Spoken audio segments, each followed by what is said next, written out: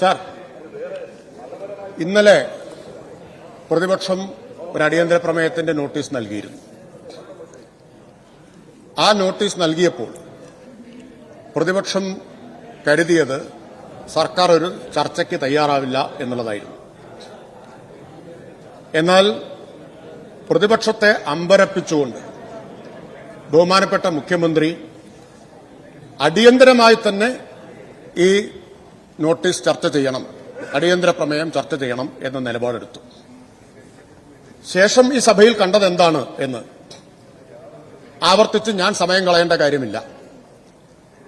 നമ്മളെല്ലാവരും കണ്ടതാണ്, ലോകം മുഴുവൻ കണ്ടതാണ്. സ്വന്തം അടിയന്തര പ്രമേയത്തിന്റെ നോട്ടീസ് കൊടുത്ത ശേഷം ബഹളമുണ്ടാക്കി സഭ നിർത്തിവെപ്പിച്ച് തങ്ങൾ കൊടുത്ത നോട്ടീസിന് അതിനോടൊരു ഉത്തരവാദിത്വവും കാണിക്കാതെ ഇന്നലെ പ്രതിപക്ഷം പോയത് നമുക്കെല്ലാവർക്കും അറിയാം. അതിന്റെ ജാള്യവും ക്ഷീണവും തീർക്കാൻ ഇന്ന് വീണ്ടും ഒരു നോട്ടീസായിട്ട് വരികയല്ലാതെ വേറൊരു മാർഗവും പ്രതിപക്ഷത്തിന്റെ മുമ്പിൽ ഉണ്ടായിരുന്നില്ല. ഇന്നലെ എഴുന്നേറ്റ് നിന്ന് പറഞ്ഞ അതേ ആത്മവിശ്വാസത്തോടെ മുഖ്യമന്ത്രി ഇന്നും പറഞ്ഞു ഇത് അടിയന്തരമായി തന്നെ ചർച്ച ചെയ്യണം എന്നത്. സർ, ഈ സർക്കാരിന്റെ ആത്മവിശ്വാസത്തിന്റെ ഒന്നും മറയ്ക്കാനില്ല എന്ന ആത്മവിശ്വാസത്തിന്റെ നിദർശനമാണ് നാം ഇന്നലെയും ഇന്നും കണ്ടത്. ഈ അടിയന്തര പ്രമേയം ചർച്ച ചെയ്യണം എന്ന് തന്നെ ഞങ്ങൾ സർക്കാർ തീരുമാനിച്ചതിന്റെ കാരണം കേരളത്തിൽ ഒരു വലിയ യുദ്ധം ഇടതുപക്ഷത്തിനെതിരായും ഇടതുപക്ഷം നേതൃത്വം കൊടുക്കുന്ന ഗവൺമെന്റിനുമെതിരായും പുറത്തഴിച്ചുവിട്ടിരിക്കുകയാണ്. ആ യുദ്ധത്തിൽ തീവ്ര ഇടതുപക്ഷം മുതൽ തീവ്ര വലതുപക്ഷം വരെ ഉള്ള രാഷ്ട്രീയ ശക്തികൾ, വർഗീയ ശക്തികളുണ്ട്. അവർ മാത്രമല്ല അതിലുള്ളത്. അവർക്ക് പിൻബലമൊരുക്കിക്കൊണ്ട് കേരളത്തിലെ മാധ്യമ ശൃംഖലയാകെ അണിനിരന്നിട്ടുണ്ട്. സർ, ഈ യുദ്ധത്തിന് നേരത്തെയും ഇടതുപക്ഷവും കമ്മ്യൂണിസ്റ്റുകാരും വലിയ ആക്രമണങ്ങൾ നേരിട്ടിട്ടുണ്ട്. ചരിത്രത്തിൽ ഞങ്ങളോളം ആക്രമണങ്ങൾ നേരിട്ടിട്ടുള്ള ആരും ഉണ്ടാവില്ല. ബ്രിട്ടീഷ് കൊളോണിയലിസത്തിന്റെ കാലത്ത് തൂക്കിലേറ്റപ്പെട്ടവരുണ്ട്. മഠത്തിലപ്പവും ചിരുവണ്ടനും അബൂബക്കറും കുഞ്ഞമ്പു നായരുമെല്ലാം തൂക്കിലേറ്റപ്പെട്ടവരാണ്. സർദാർ ഗോപാലകൃഷ്ണൻ തടവറയിൽ ലോക്കപ്പിൽ കൊല്ലപ്പെട്ടവനാണ്. മണ്ടോടിക്കണ്ണനെ ലോക്കപ്പിലിടിച്ചു കൊന്നത് ഈ കേരളത്തിന്റെ ചരിത്രമാണ്.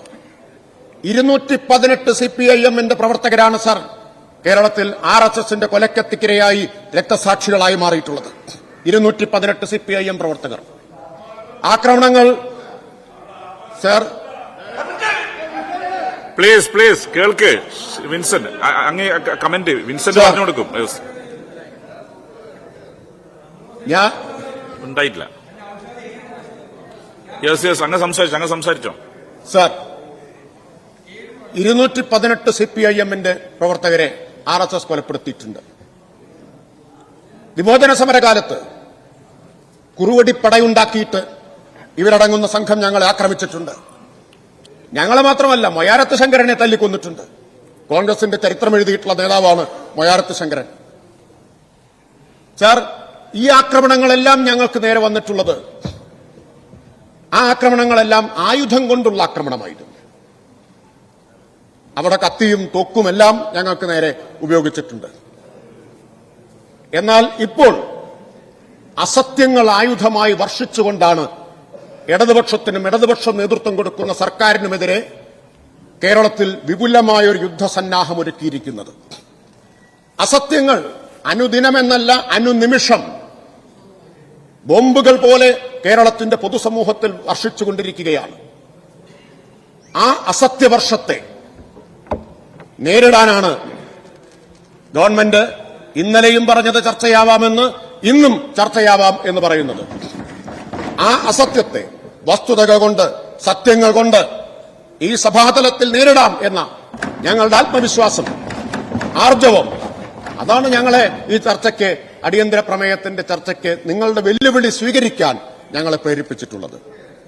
ഞാനിവിടെ ഒരു തരത്തിലുള്ള ആക്ഷേപത്തിനൊന്നും മുതിരുന്നില്ല. വസ്തുതകൾ ഞങ്ങൾക്ക് പറഞ്ഞാലും തീരാത്തത്രയുണ്ട്. എന്തുകൊണ്ട് പ്രതിപക്ഷം ഇന്നലെ ഇവിടെ നിന്ന് പോയത്? കാരണം അവർക്ക് വസ്തുതകളെ നേരിടാനാവില്ല, സത്യങ്ങളെ നേരിടാനാവില്ല. അവർ എവിടേക്കാണ് സർ ഇവിടെ നിന്ന് ഓടിപ്പോയത്? പുറത്ത് കാത്തിരിക്കുന്ന മാധ്യമങ്ങളുടെ മടിത്തട്ടിലേക്കാണ് സഭയിൽ നിന്ന് ഒളിച്ചോടിയ പ്രതിപക്ഷം എത്തിച്ചേർന്നത്. കാരണം അവർക്ക് ജയിക്കാൻ ഈ മാധ്യമ പിന്തുണയുണ്ടെങ്കിൽ മാത്രമേ കഴിയൂ. അതെ, PR-നെ കുറിച്ചാണ് അവർ പറഞ്ഞുകൊണ്ടിരിക്കുന്നത്. ഏറ്റവും വലിയ PR കിട്ടിയ സൗഭാഗ്യവാന്മാരാണ് സർ കേരളത്തിലെ വലതുപക്ഷം, പ്രതിപക്ഷം. മാധ്യമങ്ങളുടെ മടിത്തട്ടിൽ മയങ്ങുന്നവരാണ് സർ. മാധ്യമങ്ങളുടെ പരിലാളന ഏറ്റുവാങ്ങി അവരുടെ അരുമകളായി വളർന്നു വന്നവർ. അവരൊരുക്കിയ തേർത്തട്ടിൽ നിന്ന് ഇടതുപക്ഷത്തിനു നേരെ, ഈ സർക്കാരിനു നേരെ അസത്യങ്ങളുടെ വ്യാജ ബോംബുകൾ വർഷിക്കുന്നവരാണ്. അതിനെ നേരിടാനാണ് ഞങ്ങൾ ഇവിടെ ചർച്ചയാവാം എന്ന് പറഞ്ഞത്. സർ, എന്തെല്ലാം കാര്യങ്ങൾ ഈ നോട്ടീസിന്റെ പേരിൽ, ചർച്ചയുടെ പേരിൽ പ്രതിപക്ഷം ഉന്നയിച്ചിട്ടുണ്ട്. എല്ലാത്തിനും വസ്തുതകൾ നിരത്തി മറുപടി പറയാം. അത് കേൾക്കാനുള്ള ക്ഷമയും സഹിഷ്ണുതയും ഉണ്ടാവുമെന്ന് ഞാൻ പ്രതീക്ഷിക്കുന്നു. ഒരു തരത്തിലും ഒരാക്ഷേപവും നടത്താൻ ഉദ്ദേശിക്കുന്നില്ല എന്നും ആദ്യം തന്നെ പറയട്ടെ. അങ്ങനെ ഒരു അവസരം ഉണ്ടാക്കി തരുമെന്ന് പ്രതീക്ഷിക്കരുത്. സർ, ഇവിടെ പറഞ്ഞത് ഇതെങ്ങനെ പ്രൊവോക്കേഷനാവുന്നത്? സംസാരിച്ചോ സർ